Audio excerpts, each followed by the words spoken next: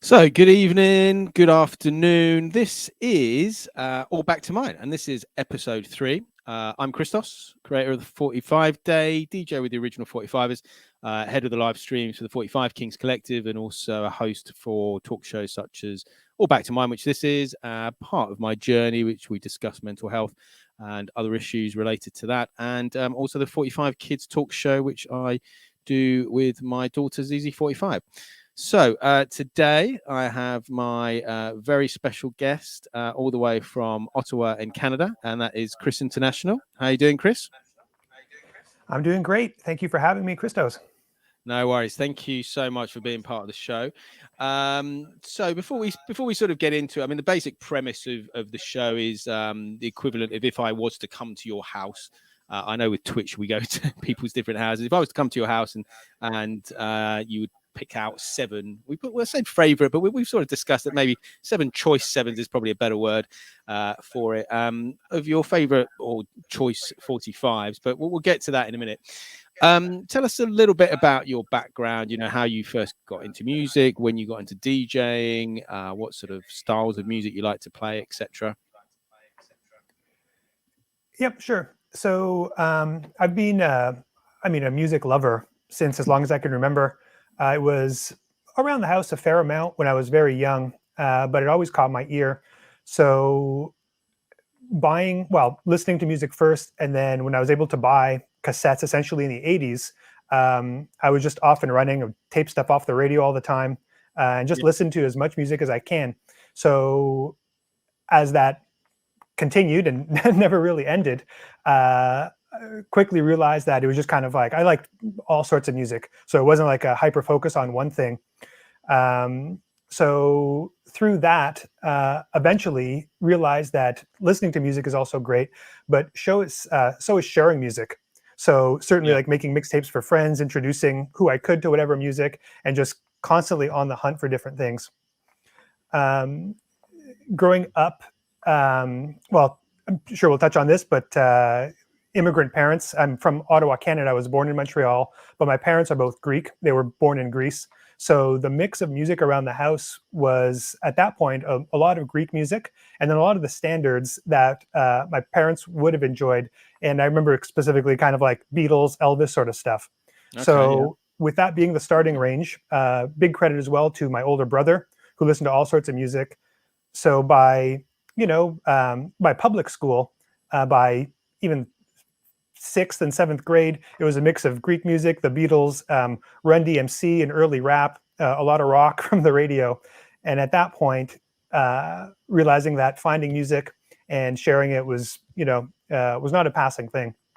Uh, I've always bought music. I said most of this early stuff I bought was on cassette, but then throughout high school, I was buying records like crazy, and eventually, not so much amassed enough to start DJing, but realized that sharing music either in a live situation or on the radio during radio shows was something that I really enjoyed doing. That's great.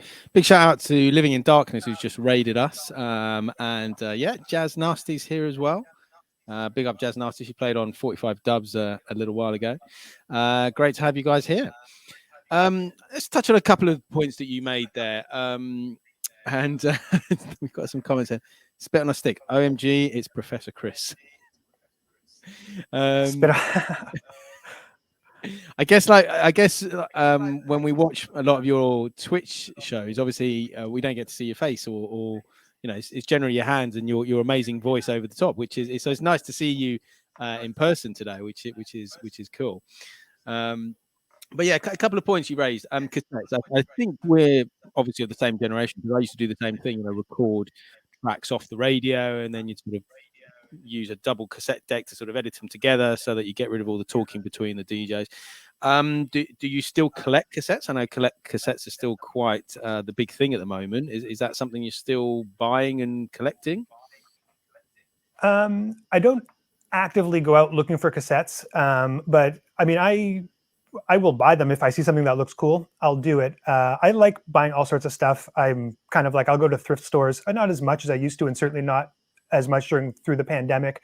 But for years I would go to thrift stores and do the rounds. I mean, 2, 3, 4, 5 times a week, looking for all sorts of stuff. So I just like amassing things that I enjoy. I don't, like I said, I don't actively go out looking for tapes now, but I still have all of them. I have cassettes from public school and high school still, Yeah. and a bunch of years ago, I hooked up a nicer cassette player, so I still listen to them. And I mean, I don't know if this is a good or bad thing, but I still enjoy the same, literally like the exact same cassettes that I enjoyed in sixth and seventh grade. And part of it is a nostalgia thing, but also part of it is just that's still the music, the formative music that was important to me then and has stuck with me for the last, at this point, 30 plus years. So formats are fun. I mean, cassettes are cool. I think they're the most robust, strongest way to have music on a format. Records will warp, they'll scratch, they'll wear down. CDs will scratch and peel away. But cassettes, like I've had cassettes for decades that I kept in the car through Canadian summers and winters, where the temperature will range from -20 to +40 in a car. They'll sitting there for years and they'll still play great.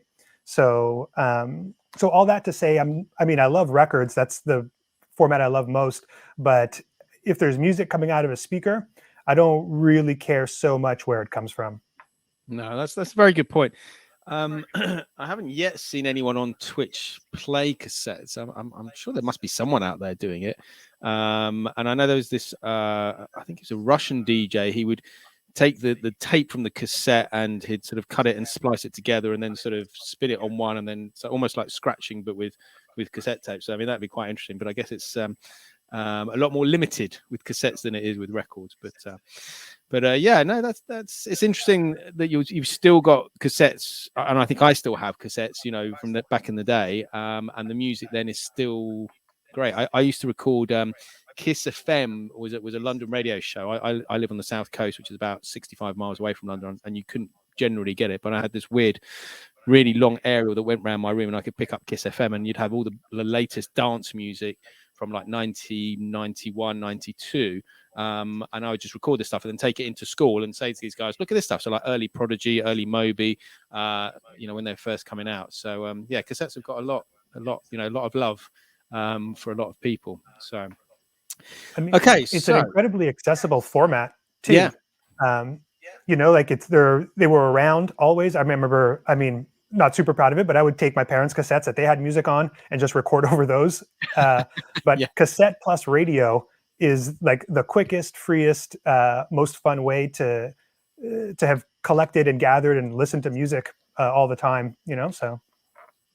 Yeah, we've got a little vocal echo feedback on mine, I'm afraid, Jazz Nice. We've tried to tweak it, but we can't quite get it completely. But we're going to let the music do a little bit of talking. So 7 choice 45s. Do you want to introduce the first one you've chosen tonight, Chris? Well, this afternoon for you.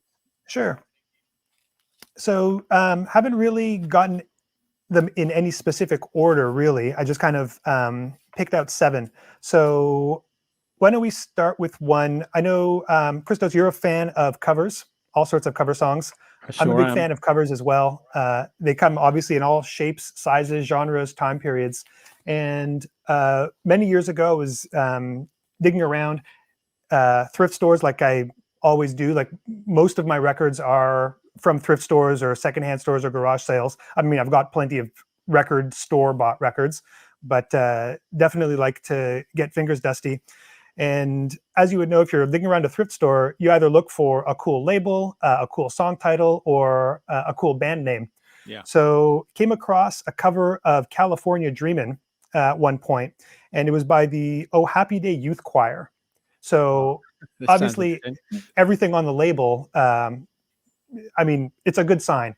It's a cover, there's a youth, and there's a choir. So why don't we hear a cover of California Dreamin'? And it's pretty great. It's a personal favorite of mine.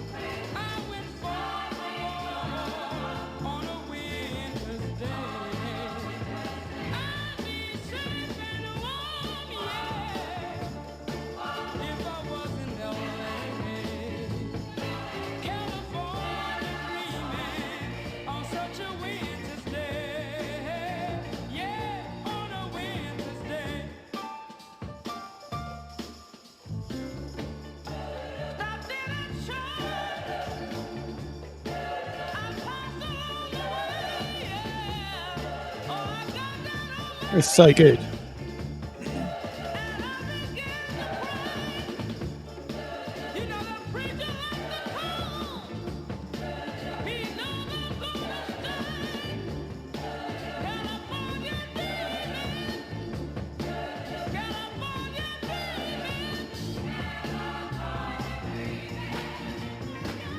Yeah, it's such a smoker, huh?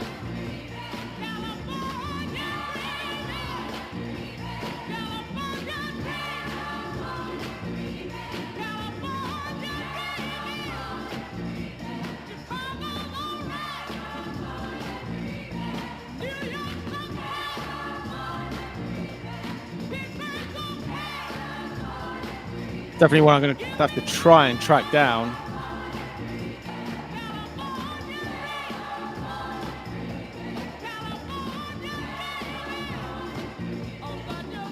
haven't really done the research to check out how hard or easy to find. It's on a Dunhill, so I mean, it can't be impossible.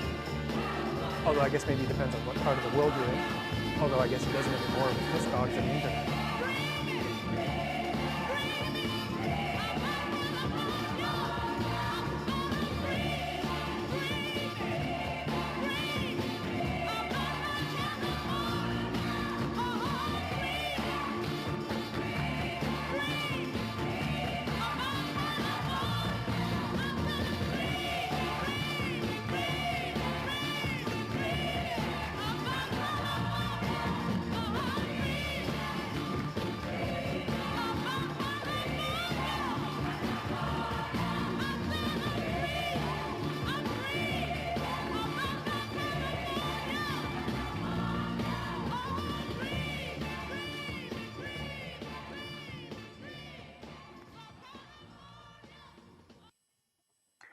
So that Yeah, so good. So good. Happy Day Youth Choir.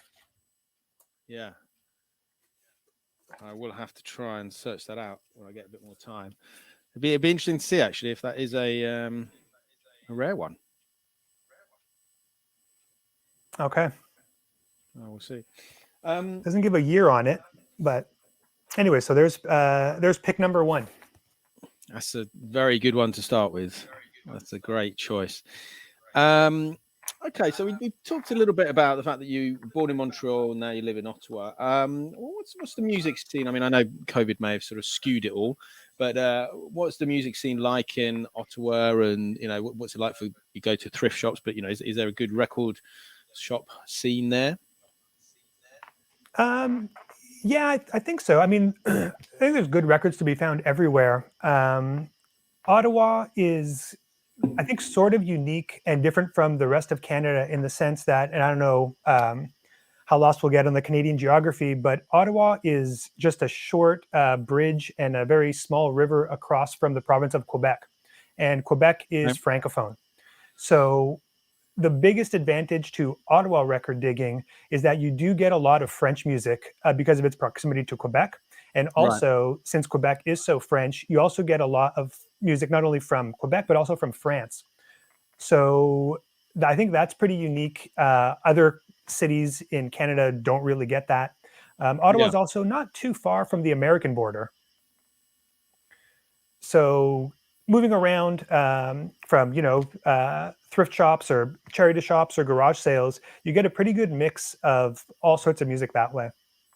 Yeah, we had DJ LaRue play on a show recently, but she did all French Canadian cover versions for her 45-day mix, and stuff I've just never heard of, but it was amazing. You know, it's amazing. There was this whole unique French music scene, literally just doing cover versions of what was 60s and 70s classic tracks at the time, and really interesting stuff.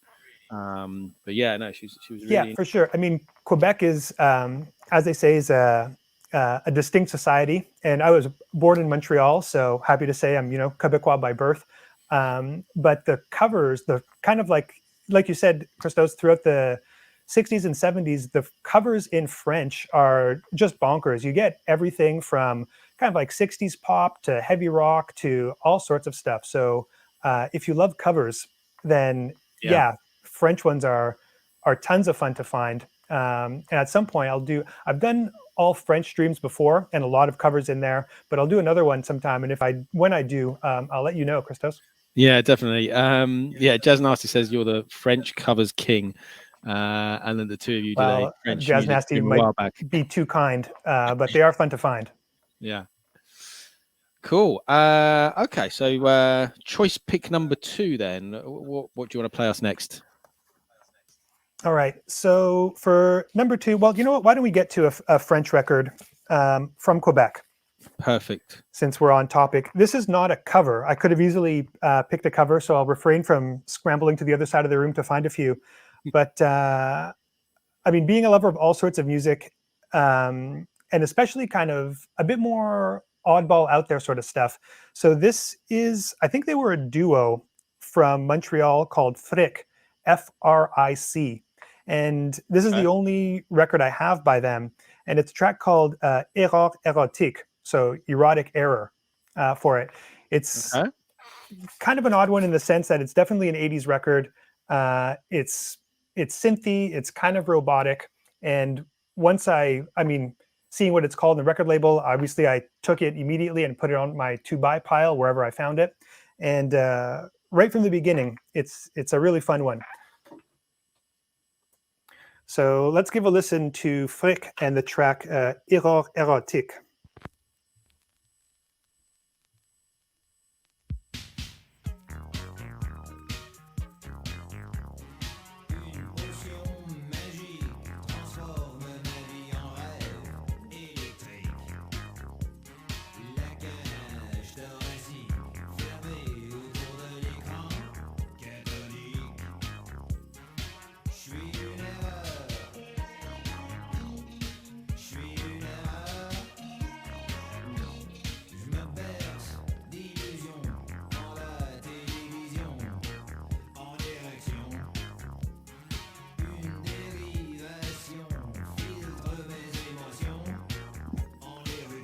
What year is this from?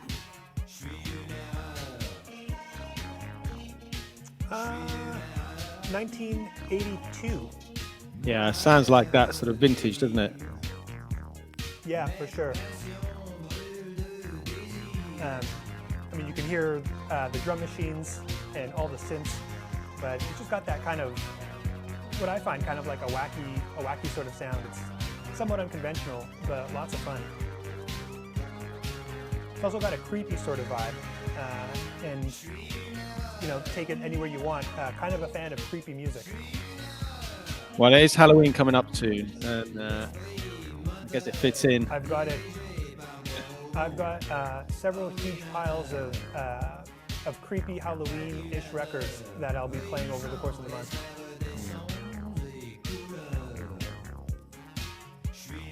Yeah, this is cool. This is really cool. It surprised me. I mean, Quebec produced all sorts of music, but I had never really come across or was aware of this track before finding it. Quickly became a personal favorite. Was there a lot of recording studios in Quebec? Yeah, there were. I mean, Montreal produced a huge amount of music. In the 60s and 70s, I mean, there were cities other than Montreal, but a lot of Quebec is certainly kind of rural. So a lot of it was massed around Montreal, Quebec City, and just kind of some areas somewhere around there. But Quebec, as you may very well know, Quebec was kind of like a international disco city in the 1970s, and even into the 60s with all like the French pop. There was a huge amount of music being produced.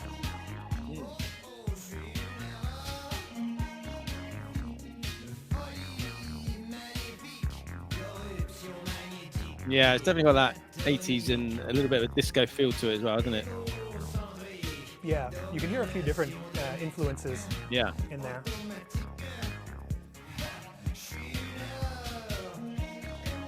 And is it a label? Is it a Quebec label that released it?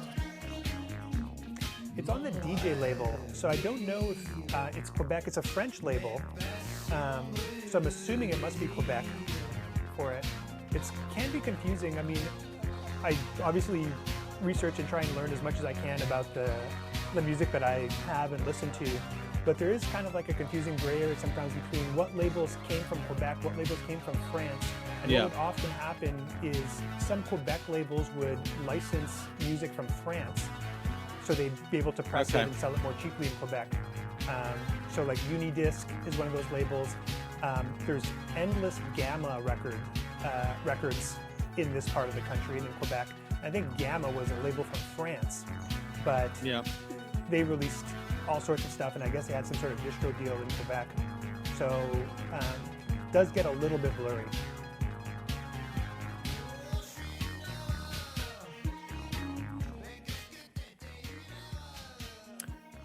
Another good choice, Chris. Thank you for that one. Again, stuff I've never heard before, which is great, and that's part of the beauty of this show. People coming in and playing tracks that I've never heard before, which is brilliant. Well, I mean, that's good. I always, I mean, favorites are favorites, but I always enjoy listening to music I don't know as opposed to listening to music I Yeah. do know. Well, I guess it fires off different neurons in the head, doesn't it? Music that you do know brings back memories, whereas music that you don't know creates new ones, I guess.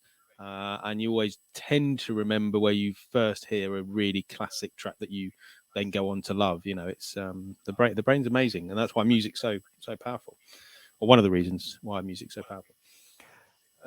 Yeah, I mean, it's amazing, like you said, like what you retain from music, like the smallest details, not Yeah. only kind of like where you heard it or where it came from, but even liner notes and just musical information that way. I mean, maybe it comes from a lifetime of like intently reading liner notes and getting information there. I mean, as we know, before you could search anything on the internet, a lot of music learning was sort of blind, Yeah. and liner notes studios, people who played on it, songwriters, and even the thanks that bands would give on an album were like incredibly important in discovering new music.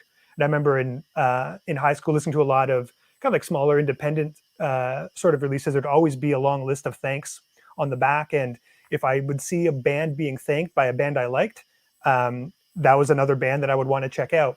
And I Yeah. couldn't listen to anything because there was no real internet to listen to it. So you'd write the record label and send concealed cash through the mail, and whatever 6 to 8 weeks later, you'd get a record by a band by name, and hopefully Yeah. you'd like it. And that's how it went. It's it's a very different world we live in now, isn't it?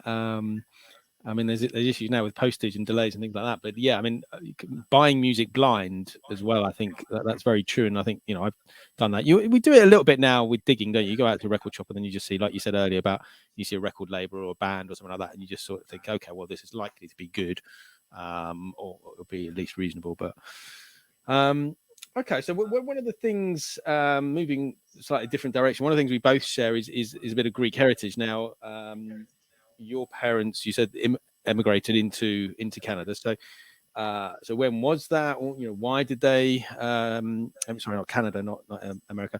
Why did they emigrate? When was that? And you talked about the Greek music that was there when you were growing up. Do you want to tell us a little bit about that? Yeah. So they came over, they met here in Canada. So they came Okay. over independently in the 1960s with their families, and they both ended up in Montreal. And I mean, throughout the 50s and the 60s, Greece had its own level of turmoil. I mean, right Yeah. after the Second World War, wasn't doing so well. As we know, Greece was an occupied country during the Second World War, Yeah. occupied by the Nazis. So got a pretty good beating during the war. So I mean, there was a lot of poverty following that, and then there was also a lot of political unrest throughout that time as well. So I mean, like lots of stories of people who leave their home country to go somewhere else.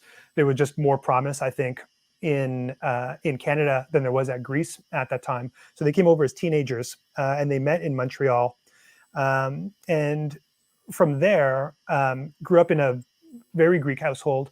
I rarely do I ever speak English to my parents. And the only time I really do it is when there's other English people around and we're all having a conversation.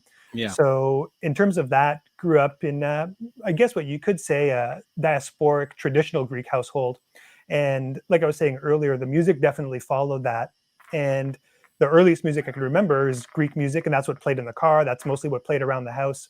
And I feel grateful for having that part of background as musical upbringing, because I think it just made connecting different music from different parts of the world or different instruments or different sounds a lot more direct when I would start to hear other things. Yeah. And I remember, I mean, all the weddings we would go to and baptisms growing up were all Greek. Yeah. Um, Yeah. and sometimes there'd be live bands, sometimes there wouldn't be. But there's just like common rhythms that you find not only in Greek music, but I remember having my mind blown when I was first discovering like Jamaican dance hall. And there's like a drum pattern that I won't beatbox it out by any means, but there's a drum pattern in dance hall that's common. And I remember it sounded really familiar to me when I was learning about dance hall. And I was kind of like, holy smokes, this is the same sort of rhythm, like not rhythm like Yeah. musically, but just like kind of like a kick drum, like a really basic rhythm.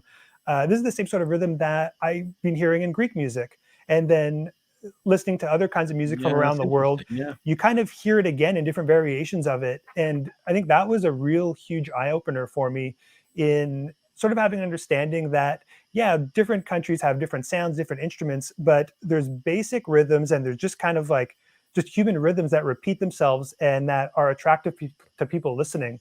So, like I said, just being able to connect musical dots from different parts of around the world, I think it was much easier to do that growing up in a Greek household and already having that mixture of Greek music plus what you hear on the radio, Yeah. plus early music that my older brother was listening to. And it was just like a really big melange of stuff that I had to sort out in my mind, but it was a pleasure to do that.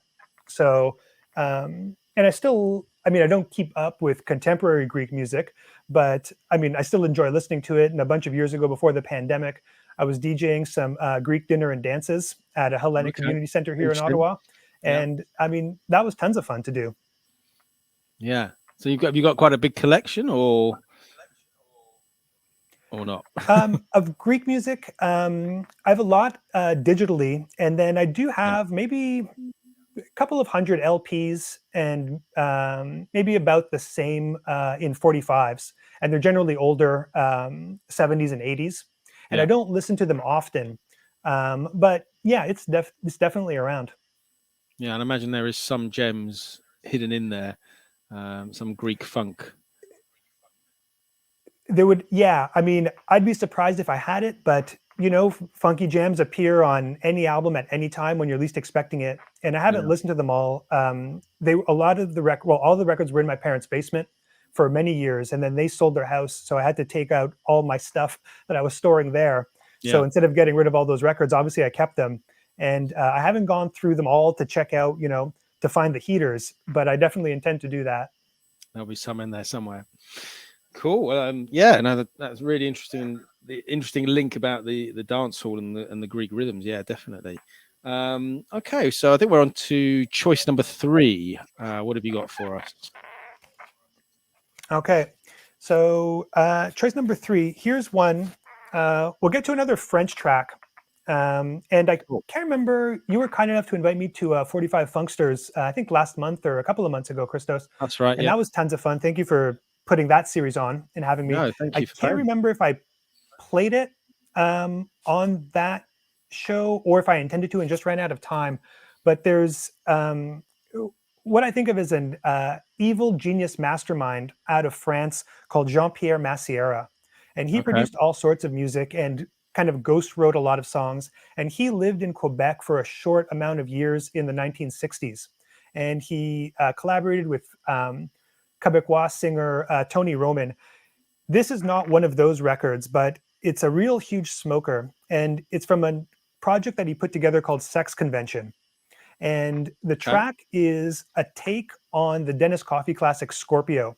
Oh, I love that. And it's not exactly a cover, although it is pretty close. So it's called Toi qui rêves de baiser, which translates to if you're dreaming about kissing, I believe. Okay. So it's a Good. real heavy fuzz rocker with a pretty serious break, and it's a favorite. And I found it in a weird situation that a friend invited me to go look through tens of thousands of 45s that were getting ditched. Essentially, they were getting rid Right. of at a place where he was working. Okay. So I went in, and just by title alone, this looked definitely like one to get. So here's Sex Convention's take on Scorpio.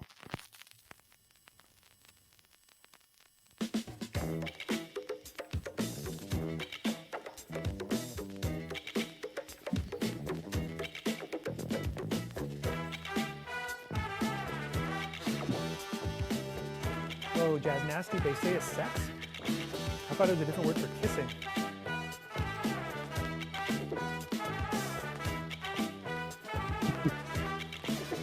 Changes the song totally.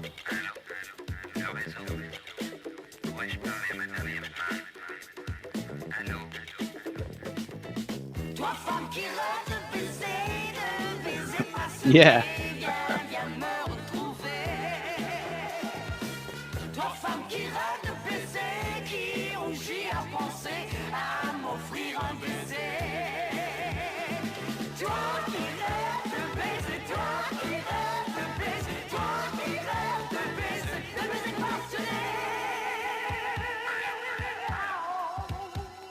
We've got DJ B in the house. I don't know if he's still with us, but maybe he can tell us what the real translation in France would be.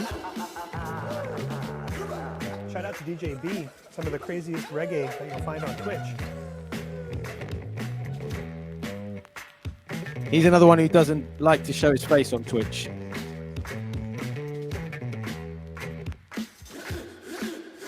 Okay, he's asking what's the title exactly. The title exactly is Toi qui rêves de baiser.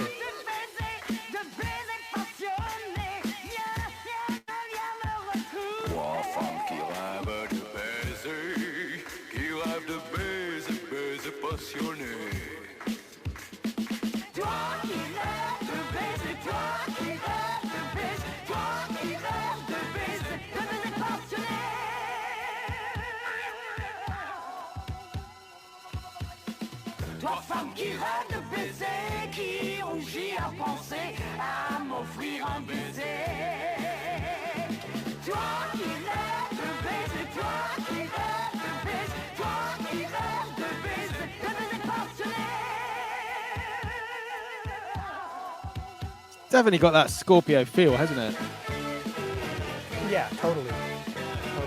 And the track just keeps giving right till the very end. Yeah, different vibe, but very cool. Yeah, and I really appreciate these closing horns too.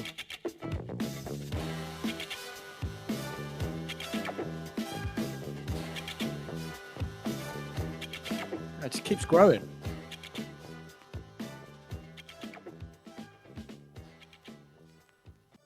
Okay, so DJ B says the lyrics is about dreaming of a kiss, but Beza, which means kiss, also means Beza have sex. So he's playing with the words. Okay. Well, kissing, like sex. I said, it's a great song. Jean-Pierre Massiera, evil mastermind. So if you find any of his stuff, and most music that he was responsible for is not under his own name. I think a very small amount is under his own name. But check out Jean-Pierre Massiera. So it's dreaming about having sex. That's a good thing to listen to. Yeah, JP Massiera. We will definitely check that out. Yeah, very cool. Yeah, another great choice. Thank you, Chris. Amazing. Halloween. Let's talk a little bit about that. Obviously, you talked about having quite a decent collection of spooky sounds, and again, I think Fifi LaRue played some Halloween stuff, and I actually bought one off the back of that because we've got some Halloween stuff coming up. And you were talking about sort of Dracula funk and stuff like that. So what is it about Halloween and spooky music that attracts you? I think, well, from a DJ perspective, I think Halloween is just the most fun time of year to DJ. There, you get your novelty songs, and that's fine too. But I mean, within novelty songs, you also get your deadly serious creepers. I mean, I like all sorts of music from, the most fluttery folk music to like the fastest, most extreme, grindcore or Japanese noise. So somewhere in the middle, like Halloween and kind of like that vampire disco and Dracula funk, and just kind of like the texture of sounds that get used, and just kind of like the imagery. And I think also maybe the fact that a lot of Halloween music is sort of conceptual, where you have to kind of Yeah. buy in to the creepiness of that particular song or that sound. So I just find it tons of fun to listen to and tons of fun to play. And like I said, like as a DJ, it's lots of fun to DJ different parties. But if you've got a really solid theme, then it just makes it all the more enjoyable to really bring things out. And if you can, well, you can play any song any time of year, but if there's one time of year that's really particular, really special for to play them, then I mean, it just makes it all the more important to play them during that month. Jazz Nasty saying that you've got skull decor year round. Yeah, I mean, since I was young, skulls, skeletons, impending doom and death. Not that I'm a goth or anything like that, but it's just always been around. I guess it was part of some sort of element of my youth that has stuck with me. I think you can also get away with playing. I know we get to play what we want on Twitch, but I think with Halloween you can get to play even further extreme sort of types of music as well. So it is really a free for all, which is as a DJ that's always great. And Spit on a Stick saying it makes him think of the Blackula soundtrack.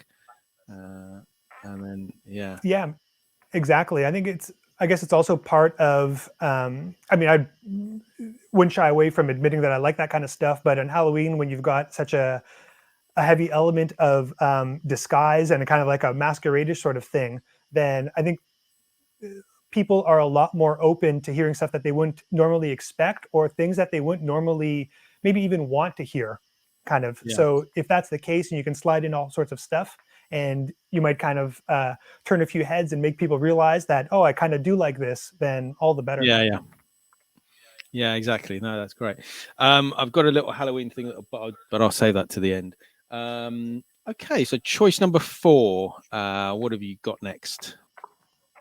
All right. So, what do we have next? All right. Why don't we hear something that is a little bit more new? And this is a record on the Discos Mas label, which does a lot of cumbia and Latin music. I believe the label is out of Mexico. And a great friend of mine here where I live, I live in Ottawa. He lives across the river in Quebec in a city called Hull. He's a great DJ, DJ Glory Hull. He was born in Mexico, but been living in Canada for many years. And he's got incredible music from all around the world. It's bonkers what he ends up playing. And he gifted me this 45 by the band Los Disco Duro on the Disco Mas label. And I didn't know much about this label, but from the time he gave it to me and put it on, it quickly became a favorite of mine. So I'd like to share that. Cool. And you know what? Let me just double check something real quick. Okay. Just want to make sure I had the correct side. Cool. Big up to New Funk Records. Big up Ottawa crew.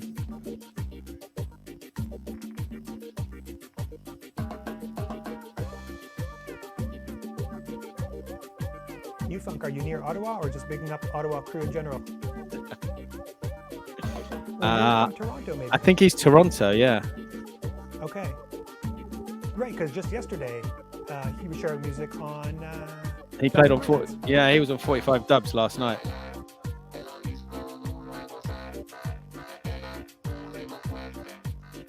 Jazz Nasty, turn it up because you want to groove harder, or it's too quiet to hear.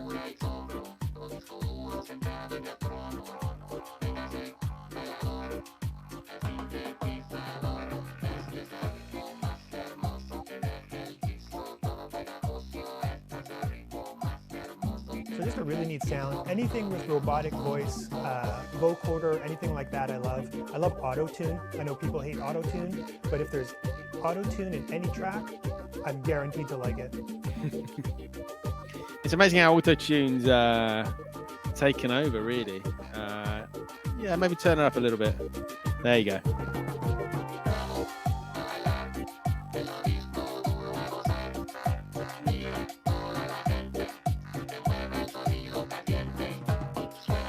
Yeah, I've got a couple of 45s off this label, but I don't think I've got this one.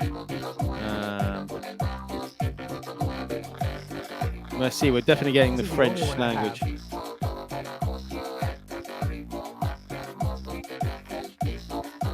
I'm going to have to dig them out, actually, for the Halloween thing, actually, because I think this is inspiring me for Halloween. 45 Raiders is the next Halloween thing we're doing next Monday.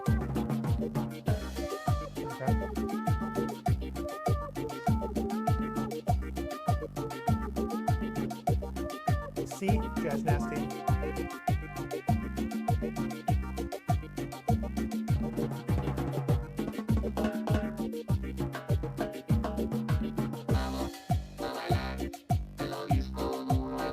It's amazing how global things have become as well. Like, you know, being able to firstly buy this sort of music as well, you know, and the sort of distribution around the world. But it's just, yeah, spreading the love of music, and good music will always find a way through. Yeah. I mean, I guess that's the. I mean, I do have sort of.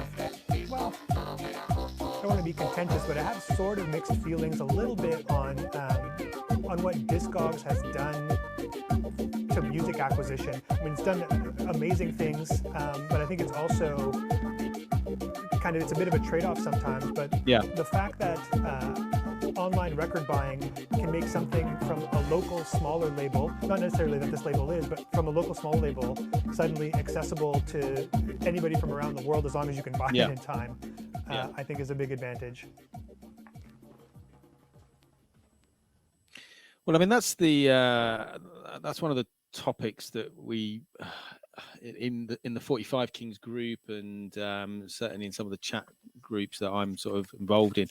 One of the issues now is obviously how 45s are getting quite expensive, and then on top of that, you've got issues with postage around the world, and then on top of that, you've got VAT and customs, and you know, it's just becoming very expensive to collect. It was always an expensive hobby anyway, but it's doing that. And I think there's a lot of fear of missing out, that, you know, because it's only 300, if you don't buy it immediately, it's then going to be flipped on Discogs. It's going to be twice the price, 3 times the price. And it's trying to grab it when you can, if you can.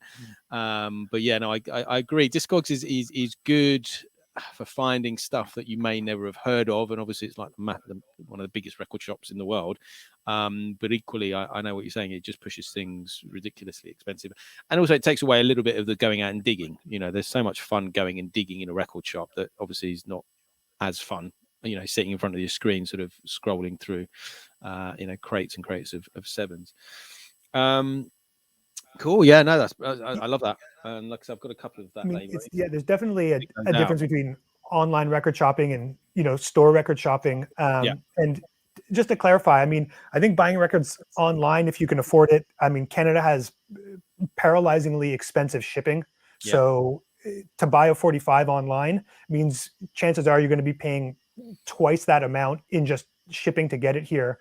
But I think one of the biggest disadvantages is, and I guess this is the trade-off, is that Discogs has sort of created a global marketplace for records where suddenly prices are being standardized by what somebody is going to pay somewhere in a different part of the world who might have, you know, like huge amounts of disposable income, and a record will sell for, you know, $100 because somebody really wants to buy it, you know, and all of a sudden the mentality is, well, that's what the record is worth.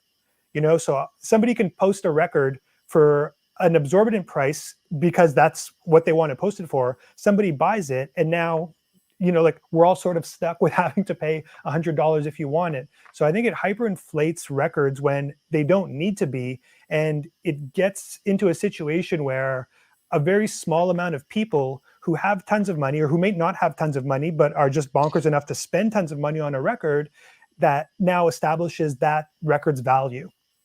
Yeah, yeah, totally. I totally agree. It's bonkers, and especially when you look at the sort of the graph, it's going along, and then suddenly someone pays some ridiculous price, and it's just it's crazy. And I think it's, from going from this global market, it's becoming very insular at the moment. I mean, since the new VAT and customs and everything's changed, I haven't bought anything from outside the UK just because you just don't want to be whacked with suddenly coming in and it's something like another 30 quid on top of that for customs and VAT and tax and all the rest of it.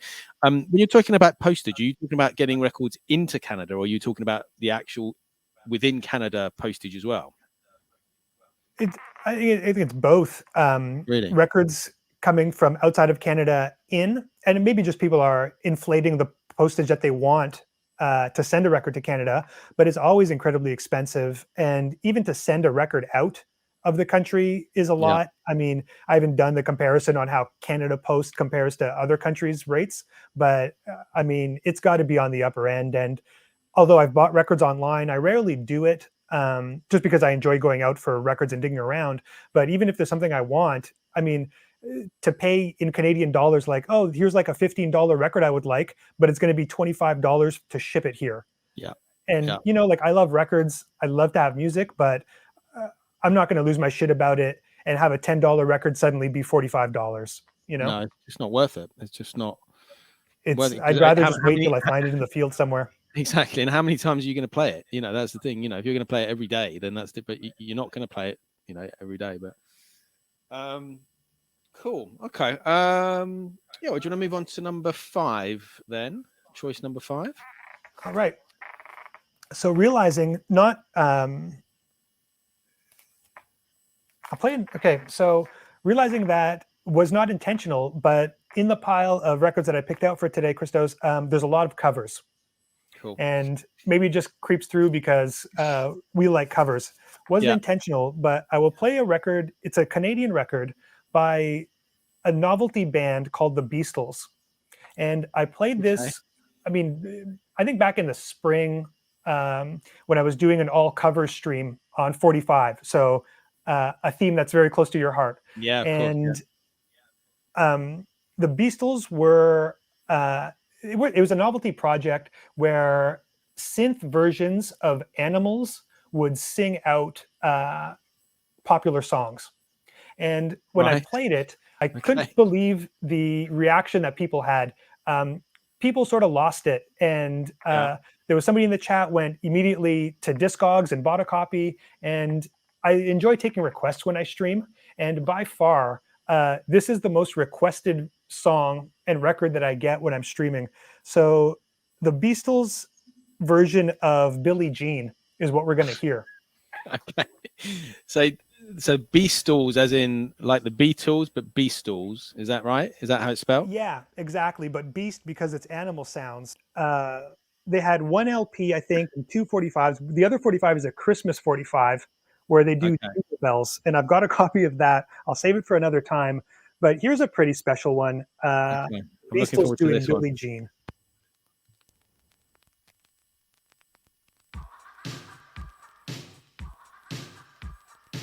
Hey T2 Funk. Hey Island Vibes. And they just get it so right with the vocal melody.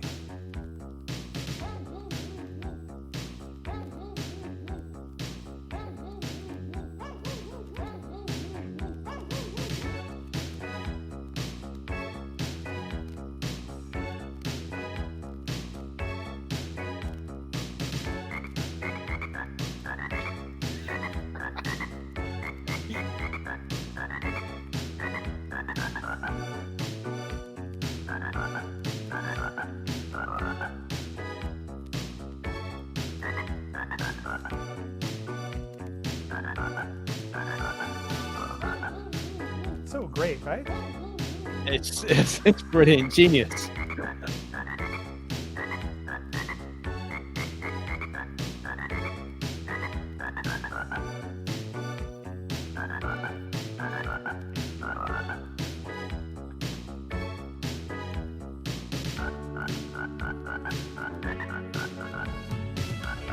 It's better than Crazy Frog.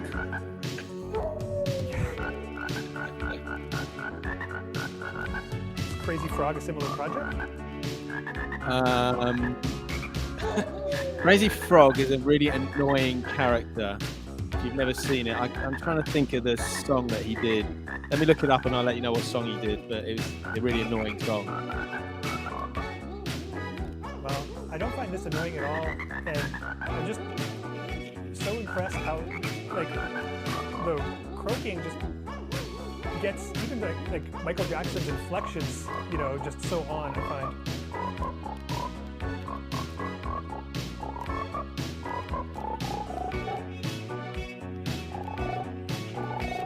Yeah, well, Crazy Frog is a much more high-pitched song, and I think it was Axel F was one of the ones he did, but yeah.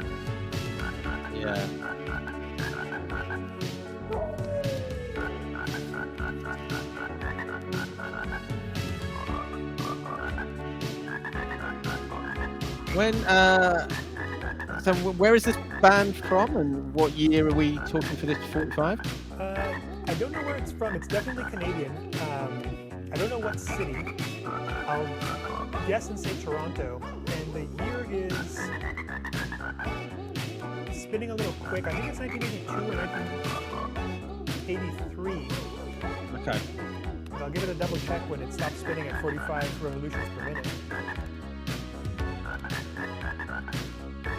Well, I mean, sometimes it's hard to read labels and finding year. I was looking. I was going to do I was looking for a load of 1975 tracks, and trying to read the years on a lot of 45s is really difficult a lot of the time.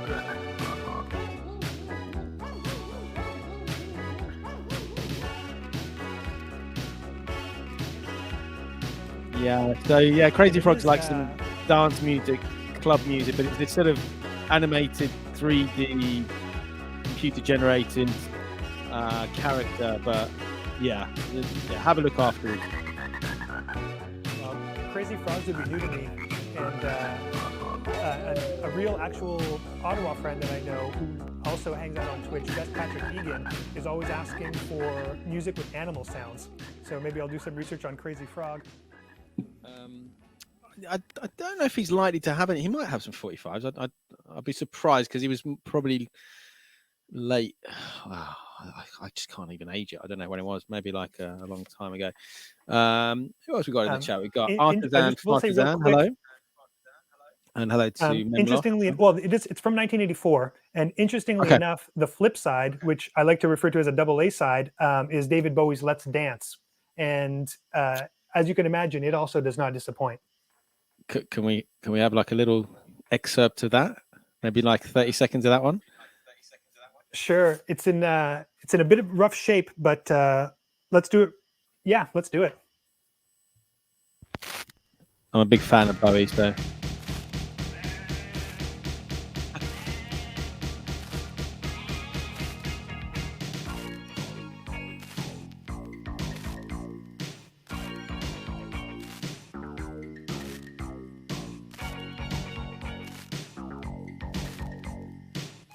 Sounds normal so far.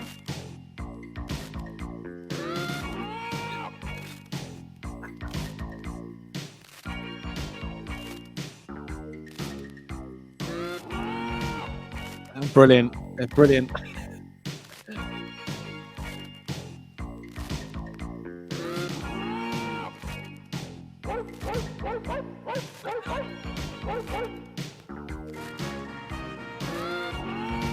That's genius. That's a way to describe it for sure. Hey, hello, Artisan Partisan and Milos. But like we're saying about Halloween, if you drop something like this on Halloween, especially with the beast stalls, it would be perfect, you know. It's more than perfect for sure, and I've done it. Yeah. All right, we'll save that for the time. That was good. Yeah, that's an interesting little side genre. I mean, you said they've done another one, a Christmas 45. Did you say? They're Christmas 45. Well, half of it is a Christmas 45. It's Jingle Bells on one side, and then the flip is a medley of Hound Dog, and I think Okay. maybe Rock Around the Clock. Um, Right. Okay. but um, but I'm looking. I only have one copy of the Billie Jean version, and somebody who we both know and who I met through Twitch, Taze, uh, Okay. has been asking if I find a second copy of the Beastles Billie Jean. Uh, Taze is asking for me to send it over so we can swap some 45s. Yeah. Well, yeah, it's Canadian, so I guess I'm not going to find it anywhere in the UK unless someone Yeah, else and I got don't it. see them too often here either, but No. it's going to come up at some point. I know for sure. Well, I'd be interested to know how many they actually pressed. I mean, that's the other thing. I mean, it might have been a really small pressing, or it could have been really big. You don't know. Okay. Well, we sort of talked about Twitch. So, how long have you been on Twitch? How do you find Twitch? What are the sort of pros of Twitch? Is there any cons? Is there anything that you don't like about it? Yeah. So Twitch, I mean, what a world. I created an account pretty much as in like March 2020 or shortly after that when everything shut down. And I did a few streams here and there, but didn't really start streaming until kind of December, January of this year. So coming up to a year of kind of more consistent streaming. And it took a while to kind of figure out how Twitch works Yeah. because Yeah. it's at first it's kind of a confusing platform, doesn't make a lot of sense. I was thinking of it, and although it's a lot of things, I was thinking of it more as because a more conventional straight dj uh, DJ environment. And although some people do treat it that way without a microphone and just straight playing records, for the Yeah. most part there's a high level of interactivity that you don't get from DJing. So I think it took me a while to really understand how people are using it and what the appeal is.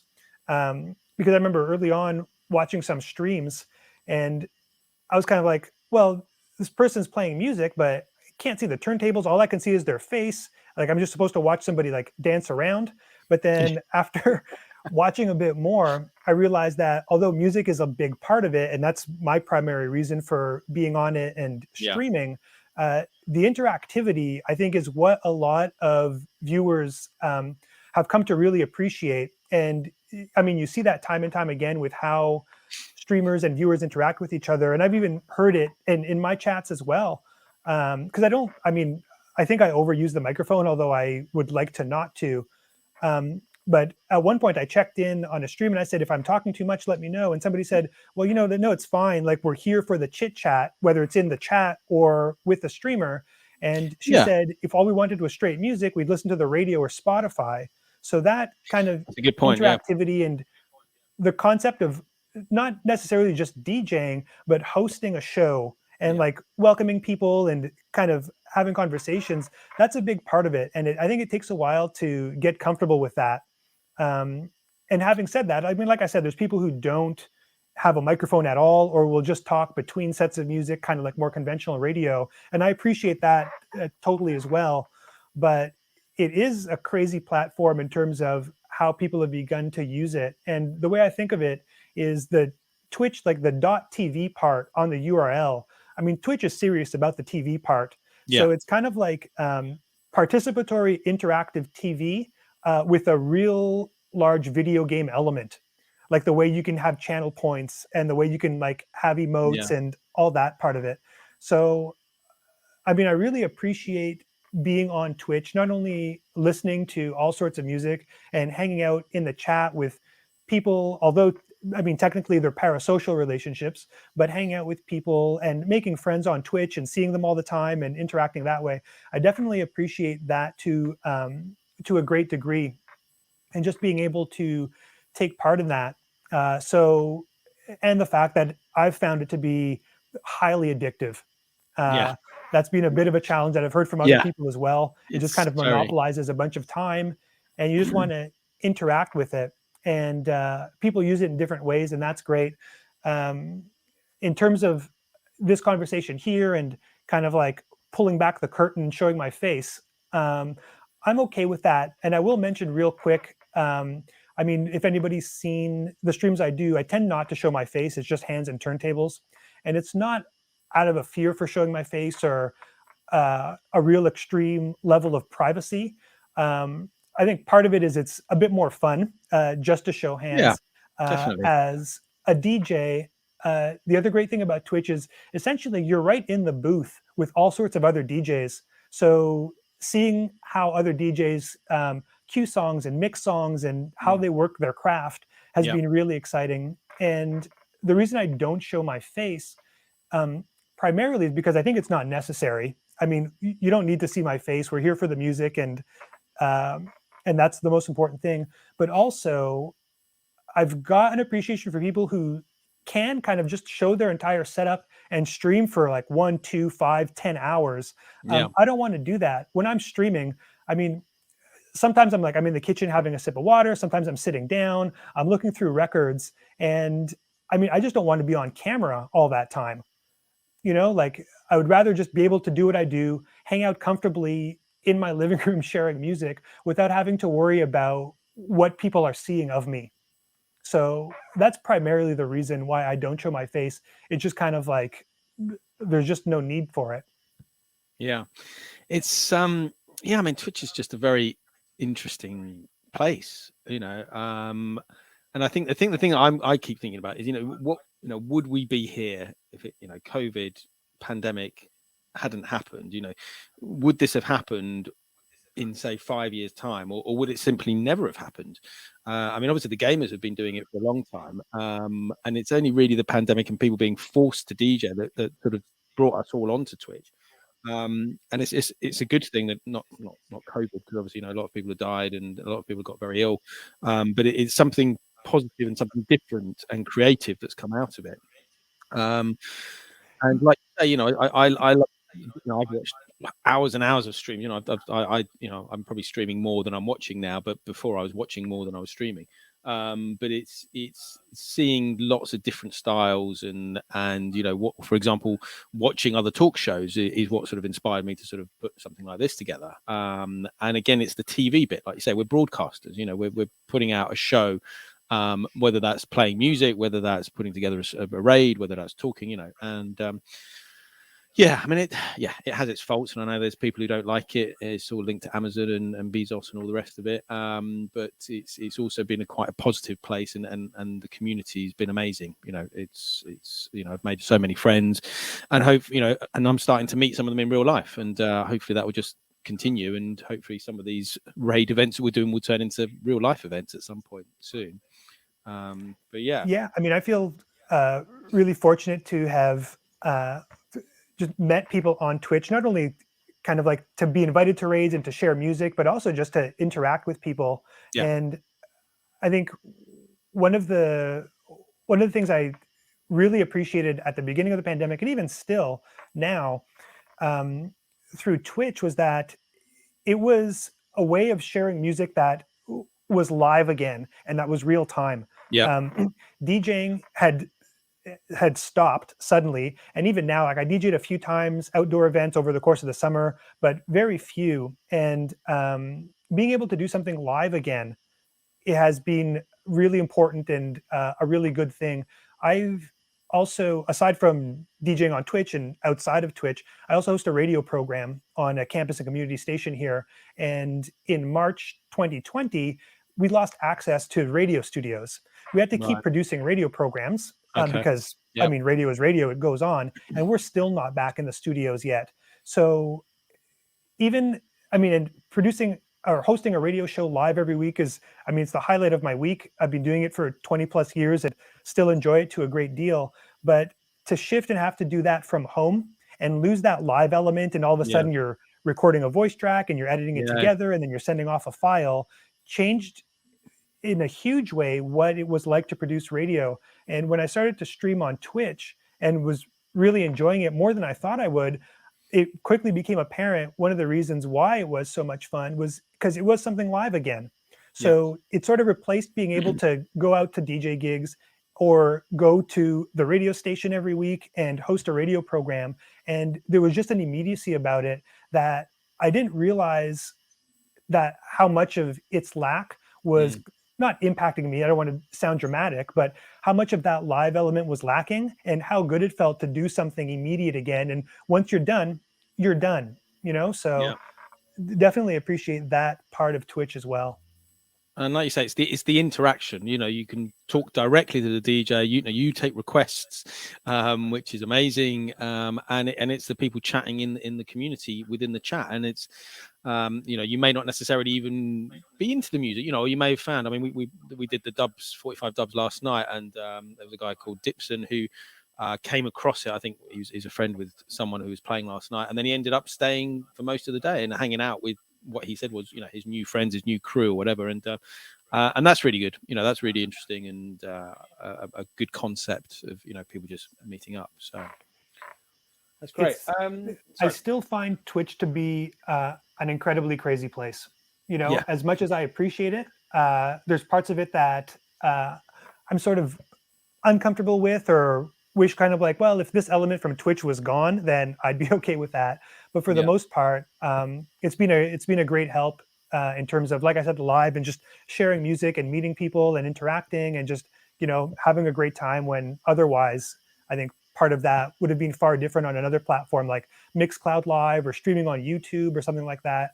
I mean, they're missing a lot of the key elements that make Twitch unique and important, I think. Yeah, I think one of the issues with Mixcloud is the lack of sort of raiding, hosting, sharing, and it's one of the things I quite like about Twitch is that you'll say, right, let's raid to this DJ who's a friend of ours or whatever, and then you take people, or a DJ comes into the chat, and you're like, go and follow that DJ, and it's quite a positive thing. And Mixcloud's just they're a much smaller company, obviously, so they're not quite there yet. Hopefully they'll get there, because obviously they've got the copyright sewn up compared to Twitch, but Twitch is getting there with that as well. Okay, I think we're on to number 6 of your choice 45s. Okay, so there's we have 2 more left, and I've got 4 more in the pile. So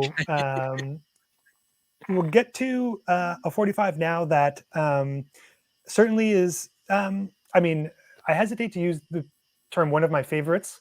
Although I will, if we can count hundreds and hundreds of 45s among my favorites. Yeah. So this is a track. And again, I'm realizing that a lot of what I chose was from the 1980s. It was unintentional, but that's how it goes sometimes. Yeah. This is something by the band Deborah and the Puerto Ricans. And I was trading 45s with somebody from Montreal, maybe about 3 or 4 years ago now. He comes to Ottawa to dig for records. So we met up and swapped a few, and he had this in his pile. And one side is a cover of Aretha Franklin's Respect, which is pretty amazing. It sounds a lot like the Flying Lizards. But we'll hear another side called Side B, Side A Side. So that's the name of the track. Side B, it's kind of like A-side. Okay. Side B, Side A Side is the name of the track. Yeah. And it's just kind of like a weird, kind of like, I hesitate to use the word disco, but definitely kind of like a 4-on-the-floor dance sort of track. But I find that it encompasses a lot of the aesthetics I like. It's sort of poppy. It's a little bit off center, kind of left field, but it's got a groove. It's got weird vocals, and I just enjoy it very much. It's also a small hole 45, which isn't as much of a novelty for you on your side, Criztoz, but they're a little bit more seldom seen here in North America. Yeah.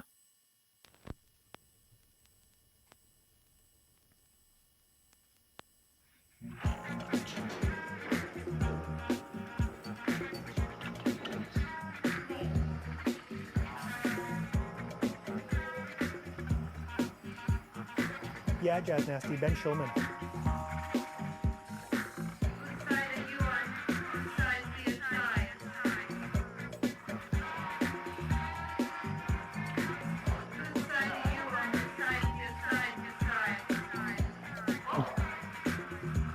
It's got like a nice DIY lo-fi on the vocals.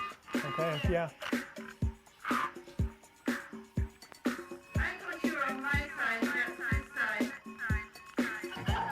This has so many elements of music that I like. From like the effects, the vocals. Yeah. You know, it's a little bit odd. There's a car horn honking in there. It's a nice funky bass line as well. Yeah.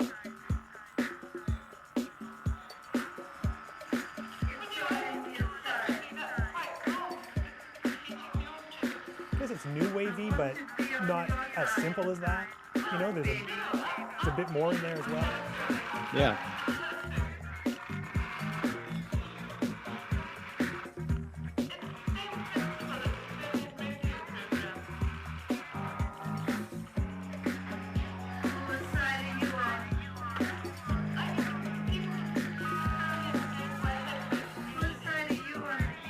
Delayed vocals, you know, so.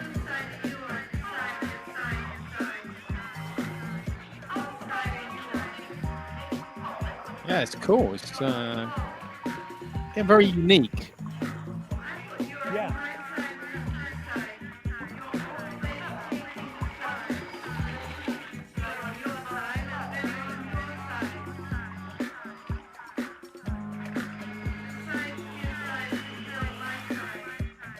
I don't know exactly what counts as mutant disco. I hear the term, but not totally clear on it. But in my head, it kind of falls under that umbrella a little bit. Yeah, definitely disco, and I guess the vocals give it that sort of mutant disco feel. And did you say this is from 80s as well? 82, did you say? Yeah. Should have done a better job spreading around decades a bit more. No, I mean, I certainly love music from like the 1950s, like old R&B and gospel and 60s, and you know, right up to today. I mean, I was talking about this last time. It's amazing that we, as DJs, still play music from the 50s, you know, all the way through till now. And I think that's because we play 45s, you know, house DJs or techno DJs or drum and bass, you know, tend to be digital. Obviously, some of them are playing vinyl, but obviously those genres didn't exist, you know, back then. And I think being a 45 DJ gives us the freedom to play whatever we want and from pretty much any genre, any style, any year. And that's, I think, what makes a lot of 45 sets very interesting. It's certainly certainly why I like 45s. One of the reasons. Yeah, for sure. I mean, it's I can appreciate type of DJs who like will really focus on one thing and go deep into a genre. Yeah. And although I've spent, you know, lots of time listening to one genre, I mean, it's hard to like one thing because there's musical connections between everything. Yeah. And music and genres that I thought I would never like when I was growing up that I love now. I mean, eventually you get to them. So if definitely. Then I'm happy to share as much of it as I can, even though we've got a bit of more of a narrow wedge, even in terms of decades from the sevens that I picked out for this afternoon. Yeah, but it's definitely, I'm finding the stuff I'm digging now is I'm coming back to music that I perhaps didn't like when I was a teenager or, you know, early 20s or whatever. Whereas now I'm thinking, actually, you know, I do quite like that now. I don't know if that's just an age thing or just because I've been in, you know, around lots of different music and I can appreciate the quality of whatever it was back then. But yeah, no, that's another great track. We talked a little I think bit. that's also also an argument to not get rid of records as well. Yeah. I mean, I've gotten rid of records in the past, but I certainly don't like to do it. And I've had records that I've had literally for like 10, 15 years sitting on a shelf that I didn't like, and then I'll go back and revisit them. And all of a sudden it makes much more sense. So I'm always hesitant to get rid of records. And in fact, I have a few rules if I'm going to sell a record. And one of them is if I don't like it, I won't sell it, because I'm just not willing to take the chance of selling it and then ending up liking it down the line and not having it at that point. No, that's fair enough. And I think that comes back to sort of digging, you know, if you see something a bit unusual, just grab it, really, because you never know when it might fit into some sort of set. I mean, I've got piles of records behind me that I've still got to go through, and I did a Tuesday night, you know, stuff that I dug out. I hadn't really listened to it yet, but it's interesting going through that and thinking, okay, well that track will work for that particular raid event, or that will work for that DJ set, or whatever. But that's really cool. Okay, do you want to do number 7? I know so how many have you got? You've got 3 left. There are 3 left. Okay, I mean, I'm cool for you to play it. Maybe not play all the way through. Maybe play like a minute and a half of each. Maybe do it that way. Sure. I mean, sure. So again, I mean, let's do number 7 and then we'll do stick to some the extra same five. decade. Maybe I should have gone through more various parts of where I keep 7 inches around the house, and maybe that would have diversified some decades and genres a bit more. But here's some a band I don't know too much about. It's called The Bank, and I think they were from New York, but definitely what would count as an upbeat sort of new wave track, and something called Shape Up.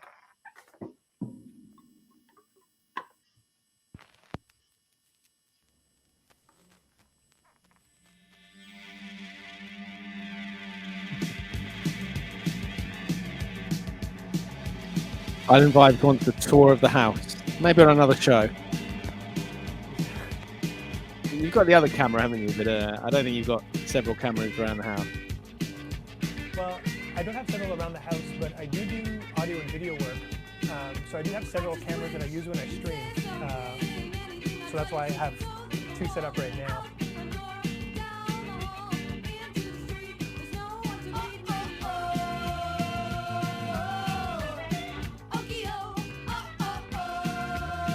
Yeah, this is cool as well.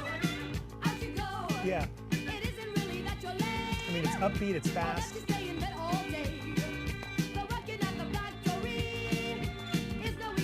Women vocals. It's got that drum and bass tempo. Yeah. It isn't, drum and bass.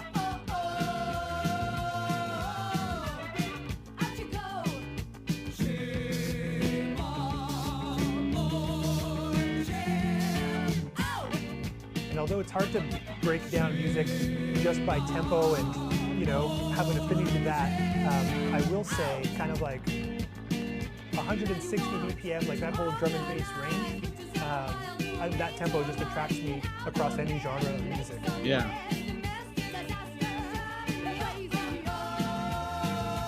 Just that sort of chugging tempo, isn't it? Keeps you moving. Yeah.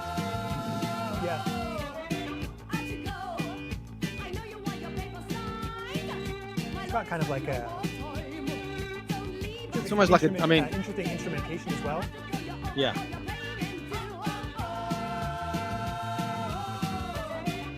Or at least one instrument that's not conventional to, new wave or pop or rock.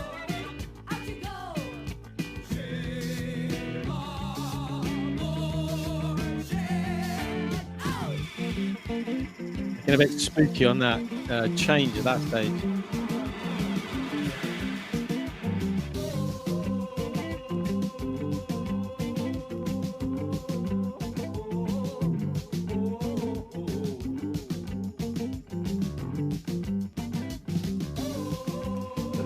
Go-to I like to bring along to a lot of DJ gigs just because it's up-tempo, it's got kind of like a good bop to it. Yeah. I think it's also relatively easy to listen to even though it is fast. Oh, that's nice. I also like a lot of fast music. I mean, I like all sorts of music, but since like childhood, never shied away from very fast music, whether it's kind of like speed metal or drum and bass or jungle or even like gabber or speedcore. A lot of early punk rock was very fast, like Minor Threat or DRI. Always liked very fast music. Yeah.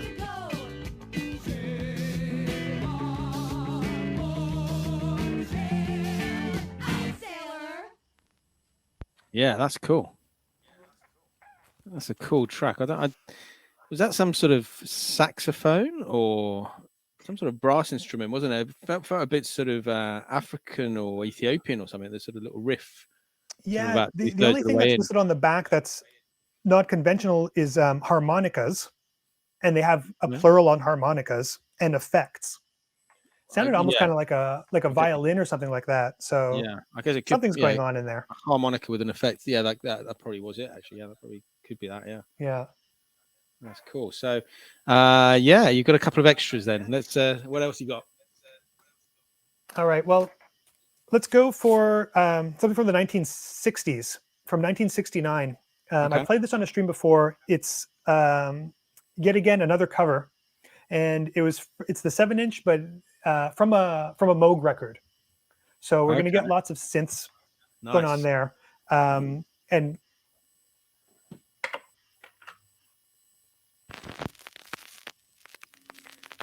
I won't say a novelty. You know, a lot of... Oh, it's a nice break. Well, let's wait for the bigger one coming up later on. But as we know, a lot of kind of like, well, 60s records were great because you get tons of hits of the day kind of collections. Yeah. Moog records were great because you get all sorts of novelty covers. And this whole LP is no exception. But this is, I enjoy this track and this 45 very much, just for all those reasons. It's kind of a little wacky. Sounds a little, if not awkward, kind of like, you know, takes a little bit to get into, but it's, I find it to be such a groover.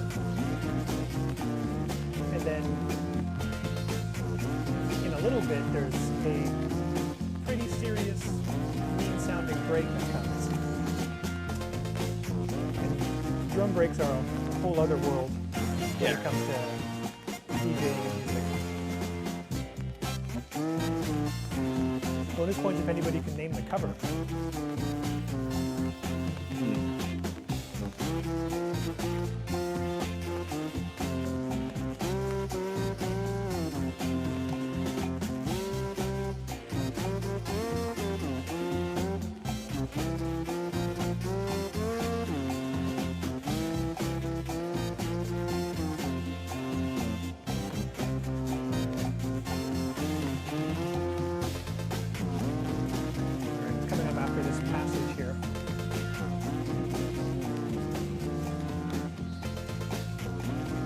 Yeah, it's cool.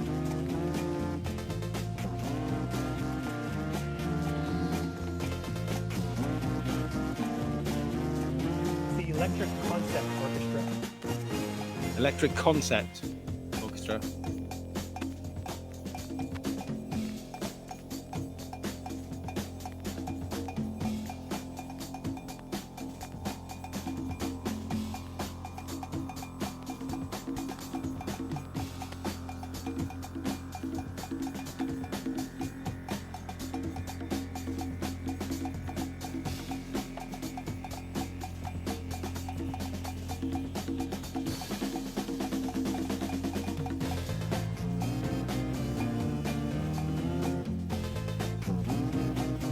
Wish there was more of a scene nowadays for hits of the day covers, like there were in the 60s and 70s.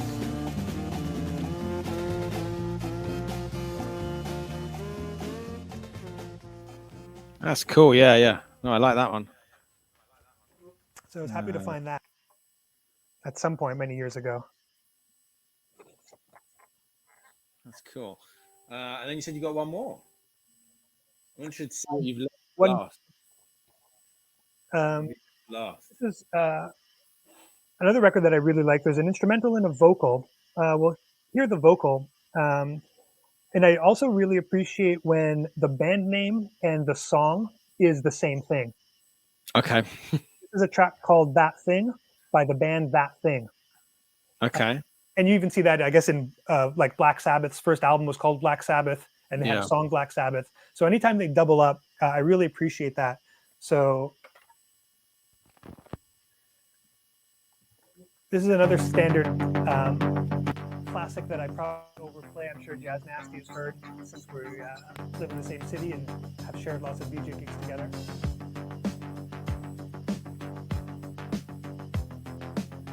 Thanks, Upbeat. Sit down. Hey, Upbeat, sit down. Hope you're doing well.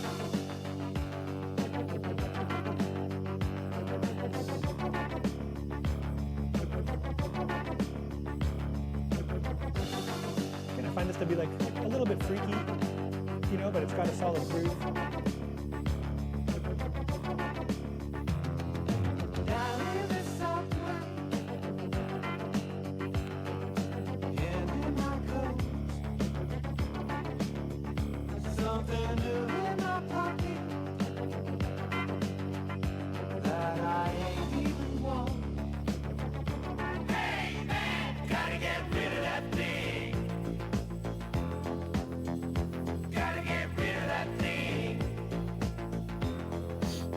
Is this 80s again? It's for sure. Yeah. It's cool though. I like it.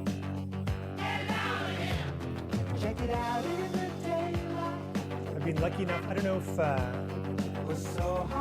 over on your side, Criztoz, if radio station WFMU is as popular as it is here in North America, but it's a freeform radio station from New York. And well, before the pandemic, they'd have this huge record fair once a year.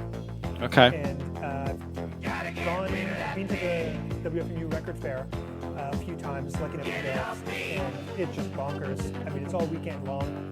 It's endless records, and this is one of the records, one of the hundreds and hundreds of records I've hauled back from the WFMU record fair. Yeah. I went to one. I had one in Eastbourne where I live the weekend. I picked up a few 45s. Again, there's a bag down there that I need to go through maybe next week. I think the one I'd like to go to one there, the one in Utrecht, which I think is called Planet Record, I think, and it's just huge, like warehouse. But again, with Brexit, I don't know what the rules are. I assume if we go and buy stuff and bringing it back, customs, I don't know. But yeah, it's certainly something I'd like to visit one day. Yeah, I mean, I've seen pictures of Utrecht Record Fair, and I mean, my knees started to shake a little bit and look unmanageable. Well, yeah, I guess you'd have to try and make a plan for how you're going to attack that, because obviously you can't be stopping at every single stall, because otherwise it would just be ridiculous. No.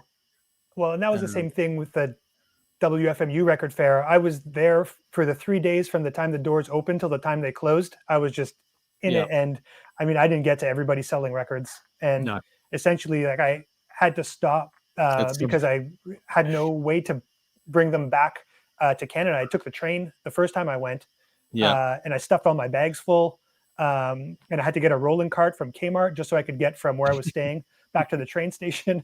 It was tons of fun, but I maxed out the amount of records I could bring back. And it's also it's where to put them when you bring them back. That's the next problem we have as record collectors. Is you need a lot of space. Yeah, but that's also the easiest problem to ignore when you're looking around for records. Yeah, definitely. Well, it's been great. Thank you so much. We've had 9 amazing 45s.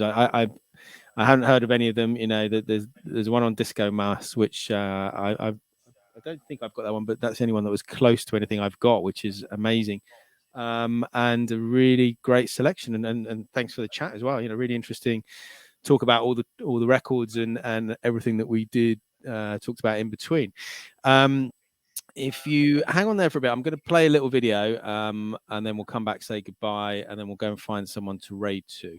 But obviously, being a fan of Halloween, my daughter's Easy45 as a DJ is a huge fan of Halloween, being 7 years old. And we do the thing called the 45 Kids. She saw one of the other DJs, Mr. Lob in Australia, and then his son JS popped up on one of his streams, and he was like, "Oh, why don't we do 45 Kids?" And so from there it's grown, and we've got lots of kids from the UK and Australia and wherever else playing.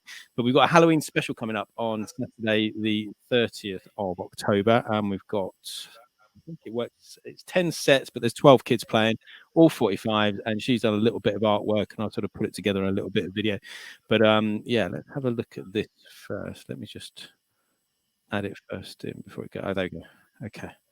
So this is a little promo. This is a world premiere promo. But here we go.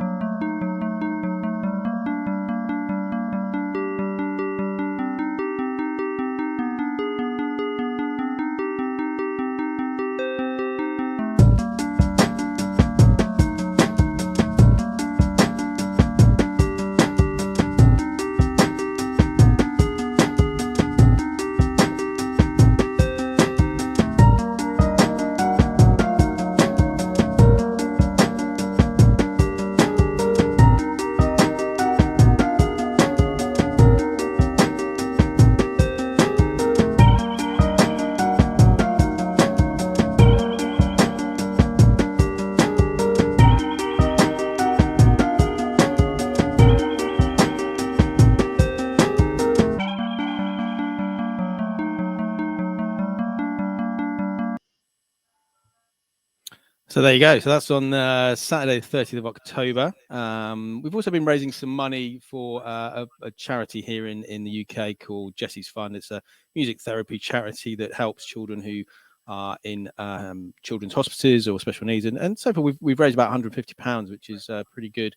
So yeah, I know the time might not work over in Canada, but we're going to try and get the sets recorded if we can, and then hopefully you can watch some of them back. But the kids are all going to dress up in Halloween costumes, so that should be a lot of fun. And I know you're a big fan of Halloween. I'm just going to have a quick look and see who is on that we can go and raid. Sure. And while you do that, Criztoz, let me just say, well, I hope the bit of the echo wasn't too distracting for everybody watching, but thanks so much for having me on and also for everything that you do.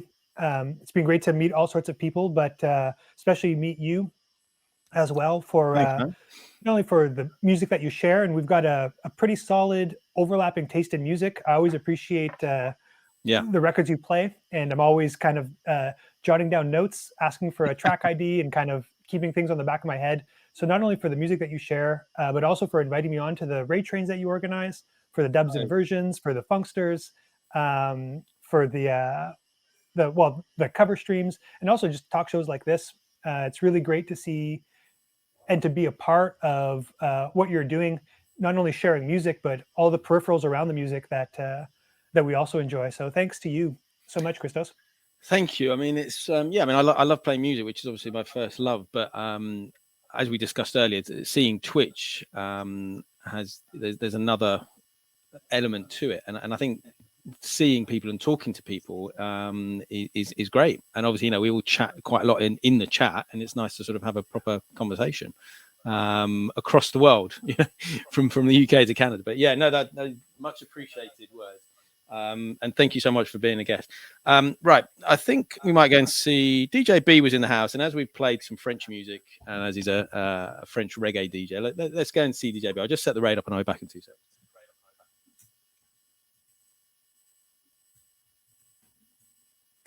Oh, thank you, Artisan Partisan. Criztoz. That should be, yeah. Criztoz. Artisan Partisan, yeah. There you go. Yeah. So we'll go and raid over to DJ B. If you've not seen him before, he's a French DJ who plays a lot of reggae and dubs. He's been on 45 Dubs. He was on 45 Dubs last night, and I think he plays pretty much every night, Monday to Friday, around 10 o'clock UK time. And the next show.